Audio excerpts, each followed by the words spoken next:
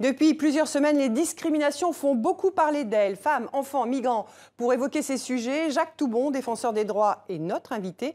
Mais tout de suite, notre rubrique instantanée avec cet extrait d'un film de 1955 du réalisateur Jean Delannoy. Son titre, Chien perdu sans collier. Je suis bien embêté. Qu'est-ce que je veux faire de toi maintenant? Moi, je le sais. Non. Tu sais rien du tout, tu ne sais même pas qui je suis. Moi, j'ai pas le droit de parler, mais je sais bien que vous êtes un juge. Ah non. Non, je suis juge des enfants, c'est pas du tout pareil. Vous l'enverrez quand même en prison. Ta gueule, c'est toi qui décides. C'est la première fois que je suis pris. Je suis pas récidiviste. On n'a pas le droit de m'enfermer. Ah, j'ai pas le droit. Non. Dans mon cas, c'est la liberté surveillée.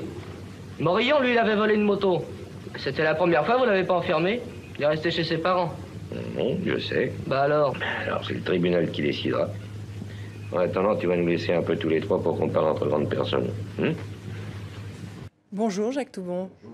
Alors, vous avez cité ce film pour parler notamment de la situation des enfants migrants.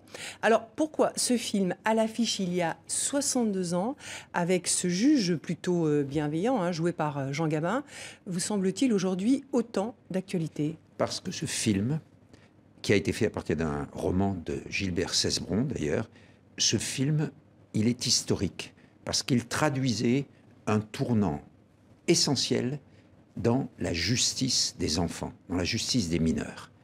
À partir d'une ordonnance qui s'appelle l'ordonnance de 1945, qui est un texte fondateur, qui fait d'ailleurs partie de nos principes fondamentaux de droit, selon le Conseil constitutionnel, on a traité la justice des mineurs d'abord sous un angle éducatif. Et c'est exactement ce que dit ce juge. Il dit, je peux condamner, mais je ne suis pas là seulement pour condamner.